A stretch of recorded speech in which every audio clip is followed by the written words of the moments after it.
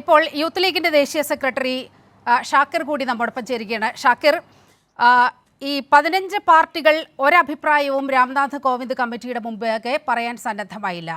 അതിൽ ഒരു കക്ഷിയാണ് മുസ്ലിം ലീഗ്, മറ്റൊരു കക്ഷി RSP ആണ്. ഇപ്പോൾ മുസ്ലിം ലീഗിൻ്റെ കാര്യത്തിലേക്ക് വരികയാണെങ്കിൽ, ഈ RSSന് രൂപീകരിക്കപ്പെട്ടതിന് ശേഷം 100 വർഷം പൂർത്തിയാകുകയാണ് 2025-ൽ. അവരുടെ ഒരു വലിയ അജണ്ട, ഒരു അജണ്ടയാണ് ഒരു രാജ്യം ഒരു തെരഞ്ഞെടുപ്പ് എന്നുള്ളത്. അപ്പോൾ RSSന്റെ ഭീഷണി ഏറ്റവും അധികം അഭിമുഖീകരിക്കുന്നത് രാജ്യത്തെ ന്യൂനപക്ഷങ്ങളാണ് എന്നുള്ള കാര്യത്തിൽ ഒരു തർക്കവുമില്ല.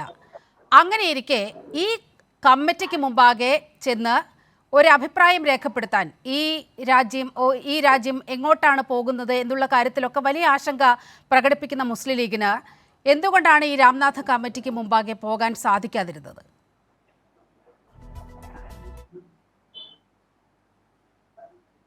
യഥാർത്ഥത്തിൽ ഇന്ന് കൈരളി ഈ ചർച്ചയ്ക്ക് എടുത്തിട്ടുള്ള വിഷയം കേൾക്കുന്നുണ്ടല്ലോ? ഹലോ, കേൾക്കുന്നുണ്ടോ? പറഞ്ഞോളൂ. ഓക്കെ, ഞാൻ മീററ്റിലെ ഒരു ആണുള്ളത് പരിപാടിക്ക് വന്നതാണ്. അതുകൊണ്ട് ഞാൻ പറയാനുള്ളത്, ഇവിടെ നേരത്തെ നിങ്ങളുടെ തുടക്കത്തിൽ തന്നെ BJPയുടെ പ്രതിനിധികൾ അവരുടെ അഭിപ്രായം ചോദിച്ചു. അത് കഴിഞ്ഞ് CPMന്റെ നേതാവ് പ്രിയപ്പെട്ട ശ്രീ MA റഹീമിനോട് CPMന്റെ അഭിപ്രായം ചോദിച്ചു. യഥാർത്ഥത്തിൽ ആ രണ്ട് ചർച്ചയും നമ്മുടെ രാജ്യത്ത് നടക്കേണ്ട ഈ വിഷയവുമായി ബന്ധപ്പെട്ട ചർച്ചയാണ്. പക്ഷെ എനിക്ക് ആദ്യമേ പറയാനുള്ളത്, ഇന്നത്തെ കൈരളിയുടെ ഈ ചർച്ചയുടെ തലവാചകം ഞങ്ങളെ സംബന്ധിച്ചിടത്തോളം പ്രകോപനപരമാണ്. അതോടൊപ്പം തന്നെ ആ ആളുകൾക്കതിൽ തെറ്റിദ്ധാരണ പരത്തുന്നതുമാണ്. ഇന്ത്യൻ യൂണിയൻ മുസ്ലിം ലീഗിന്റെ ഈ വിഷയത്തിലും RSSനെതിരെയും BJPക്കെതിരെയുമുള്ള സ്റ്റാൻഡ് വെരി ക്ലിയർ ആണ്. ഇന്ന് മുസ്ലിം ലീഗിന്റെ ദേശീയ general secretary P Kunhalikutty Sahib വളരെ കൃത്യമായി പത്രസമ്മേളനം വിളിച്ച് മുസ്ലിം ലീഗിന് സ്റ്റാൻഡ് പറഞ്ഞിട്ടുണ്ട്. മാത്രവുമല്ല, 2015 മുതൽ ഈ ചർച്ച BJPയുടെ ഗവൺമെന്റ് രാജ്യത്ത് ഉയർത്തിവിട്ടിട്ടുണ്ട്. 2018 ലോ കമ്മീഷൻ ഈ വിവിധ പാർട്ടി പ്രതിനിധികളെ വിളിച്ചു വരുത്തി ഇതുമായി ബന്ധപ്പെട്ട അഭിപ്രായങ്ങൾ തേടി.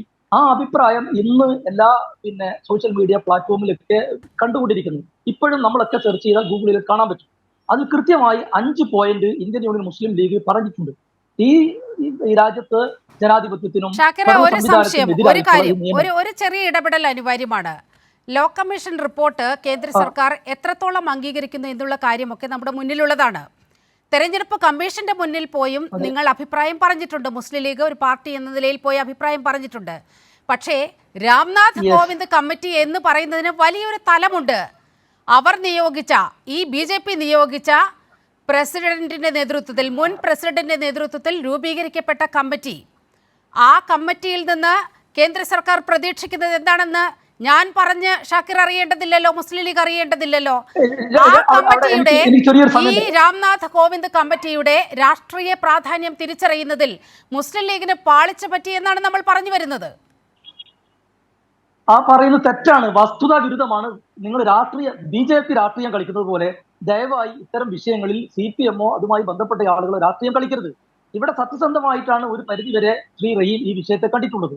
BJPയുടെ സ്ഥാനം BJP പ്രതി എന്നെ സംസാരിക്കാനുണ്ട് ഒരു മിനിറ്റ്. അതായത് ഈ രാംനാഥ് കോവിന്ദ് കമ്മിറ്റി മുമ്പാകെ ഇന്ത്യൻ യൂണിയൻ മുസ്ലിം ലീഗിന്റെ ദേശീയ സെക്രട്ടറി ശ്രീ ഖുറം അനീസ് ഉമറും അതുപോലെ തന്നെ ഞങ്ങളെ യൂത്ത് ലീഗിന്റെ ദേശീയ എക്സിക്യൂട്ടീവ് മെമ്പർ സുപ്രീം കോടതിയിലെ പ്രമുഖ അഭിഭാഷകൻ കൂടിയായിട്ടുള്ള അഡ്വക്കേറ്റ് മർസൂഖ് ബാബുകളും കൃത്യമായി സ്റ്റാൻഡ് അവതരിപ്പിച്ചിട്ടുണ്ട്. ആ കാര്യവും ഇന്ന് ഞങ്ങൾ കൃത്യമായി പുറത്തുവിട്ടിട്ടുണ്ട്, അതിന്റെ രേഖകൾ വിട്ടിട്ടുണ്ട്. ഇത് എന്തുകൊണ്ടാണ് ഇങ്ങനെ ഈ നോട്ട് റെസ്പോണ്ടന്റ് എന്നുള്ള രീതിയിൽ വന്നത് ഞങ്ങൾക്ക് അറിയില്ല. എന്തായാലും ഒരു കാര്യം കൂടി പ്രിയപ്പെട്ട എന്റെ ഈ അവതാരക നിങ്ങൾ നീലിമയോട് സൂചിപ്പിക്കാനുള്ളത്, ഈ രാംനാഥ് കോവിന്ദ് കമ്മിറ്റിയാണോ ഇന്ത്യയിലെ നിയമം നടപ്പിലാക്കുന്നത്, അല്ലെങ്കിൽ നിയമങ്ങൾ ഉണ്ടാക്കുന്നത്? ഇത് ശൈത്യകാല സമ്മേളനത്തിൽ അവതരിപ്പിക്കാൻ വേണ്ടി BJP കോപ്പ് കൂട്ടി കൊണ്ടുവരുന്ന ഒരു ബില്ലാണ്. ആ ബില്ലിനെ നഖശികാന്തം എതിർക്കുമെന്ന്. അല്ല, അത് നടക്കുമോ ഇല്ലയോ എന്നുള്ളതൊക്കെ രണ്ടാമത്തെ വശമാണ്, അത് പിന്നീട് വരേണ്ടതാണ്. പക്ഷേ ഒരു ന്യൂനപക്ഷത്തിന് വേണ്ടി സംസാരിക്കുന്ന, ഏറ്റവും അധികം ഈ BJP സർക്കാരിന്റെ കെടുതികൾ അനുഭവിക്കുന്ന ഒരു ജനവിഭാഗത്തെ പ്രതിനിധീകരിക്കുന്ന പാർട്ടി എന്ന നിലയിൽ ഇതിനെ എതിർക്കാനുള്ള ഒരു സമയത്ത് പോയി എതിർക്കണ്ടേ? നിങ്ങൾ ദയവായി സംസാരിക്കാൻ അനുവദിക്കുക. BJP സർക്കാരിന്റെ കെടുതികൾ ഏറ്റവും അനുഭവിക്കുന്നത് ഈ ഇന്ത്യ രാജ്യമാണ്. ആ രാജ്യത്തെ ഒരു ശിഥിലമാക്കുന്ന പ്രവർത്തനങ്ങളുടെ ഭാഗമായി CAA കൊണ്ടുവന്നപ്പോ, പൗരത്വ നിയമം പാർലമെന്റിൽ അവതരിപ്പിച്ചപ്പോൾ അതിനെതിരെ ശക്തമായി പ്രതികരിക്കുകയും ഇന്ത്യയുടെ സുപ്രീം കോടതിയിൽ പോയി അതിനെതിരെ കേസ് നടത്തുകയും, ഇന്നും നമുക്കറിയാം Indian union Muslim league versus union of India എന്നുള്ള പേരിൽ ആ കേസ് നടക്കുന്നത്. അതുപോലെ ഇപ്പൊ ഒടുവിൽ നടത്തിയിട്ടുള്ള വഖഫ് ബില്ല് അവർ അവതരിപ്പിച്ചപ്പോ JPCക്ക് വിട്ടു. ആരാ JPCക്ക് വിടാൻ കാരണം? E.T. മുഹമ്മദ് ബഷീർ എന്ന് പറയുന്ന മുസ്ലിം ലീഗിന്റെ നേതാവ് അതിശക്തമായി അവിടെ പാർലമെന്റ് എതിർക്കുകയും NDA സഖ്യകക്ഷികളെ മുഴുവൻ തലേ ദിവസം ശരി. പോയി കോർഡിനേറ്റ് ചെയ്ത് ശരി ഷാക്കിർ, ഞാൻ അങ്ങയിലേക്ക് വരാം. ഏറ്റവും ഒടുവിൽ അങ്ങയുടെ മുമ്പിലേക്ക് ഒരു കാര്യം കൂടി പറയാം. വഖഫ് ബില്ലിൽ മാത്രമാണ് ഏതെങ്കിലും വിധത്തിലുള്ള ഒരു ചലനം അവിടെ കേന്ദ്ര സർക്കാരിന് മുൻപാകെ മുസ്ലിം ലീഗ് നടത്തിയത് എന്നുള്ള കാര്യത്തിൽ തർക്കമൊന്നുമില്ലല്ലോ. മാത്രമല്ല അല്ല തർക്കണ്ട് എല്ലാ വിഷയത്തിലും RSSനെതിരെ ഒന്നാം സ്ഥാനത്ത് ശക്തമായി മുത്തലാഖ് വിഷയത്തിൽ നിങ്ങൾ കൈക്കൊണ്ട സമീപനം എന്തായിരുന്നു ഷാക്കിർ? മുത്തലാഖ് വിഷയത്തിലും ഇന്ത്യൻ യൂണിയൻ മുസ്ലിം ലീഗ് RSSനും BJPയുടെ നിലപാടിനെതിരായിരുന്നു. നിങ്ങൾ ഈ സൈബർ ലോകത്തെ CPM പ്രവർത്തകന്മാർ പറയുന്നത് വിശ്വസിച്ച് ദയവായി കൈരളി പാർലമെന്റിൽ ഉണ്ടായിരുന്ന റഹീം നമ്മോടൊപ്പമുണ്ട്. റഹീമിലേക്ക് ഞാൻ എത്താം. ഞാൻ ഡോക്ടർ ഫസൽ ഗഫൂറിലേക്ക് കൂടി ഒന്ന് പോകേണ്ടതുണ്ട്. ഷാക്കിർ, ഞാൻ തിരികെ എത്താം. ഷാക്കിറിലേക്ക് തന്നെയാണ് വരേണ്ടത്. അറിയപ്പെടുക എന്തുകൊണ്ടെന്നാൽ നിങ്ങളുടെ ഈ ചാനലിൽ വരുന്ന ചർച്ചകൾ മാത്രമാണ് അവർ കാണുന്നത്. അപ്പൊ അതുകൊണ്ട് മുസ്ലിം ലീഗിന്റെ കാഴ്ചപ്പാട് പറയാൻ നിങ്ങൾ എനിക്ക് അവസരം തരുമ്പോൾ ഞാനത് പറയുന്നത് അവർ കേട്ടാൽ ഈ ചാനലിൽ തെറ്റിദ്ധാരണ തിരുത്താനും അതേപോലെ തന്നെ CPMന്റെ പ്രവർത്തകന്മാർക്ക് നല്ല രീതിയിൽ രാഷ്ട്രീയം പറയാൻ സാധിക്കുമെന്നുള്ളത് കൊണ്ട് കൂടിയാണ് ഞാൻ ഈ ചർച്ചയിൽ ഇരിക്കുന്നത്. അതുകൊണ്ട് നിങ്ങളുടെ ടൈറ്റിൽ ഒരു പക്ഷേ ഞങ്ങൾക്ക് പ്രകോപനപരമാണെങ്കിലും ഈ ചർച്ച ഗുണകരമാണ് എന്നാണ്. അല്ല, ടൈറ്റിൽ പ്രകോപനപരമായിട്ട് കാര്യമില്ല. നിങ്ങൾ എടുക്കേണ്ട സമയത്ത് കൃത്യമായ രാഷ്ട്രീയ നിലപാട് എടുക്കാത്തതിന്റെ പ്രശ്നമാണ്.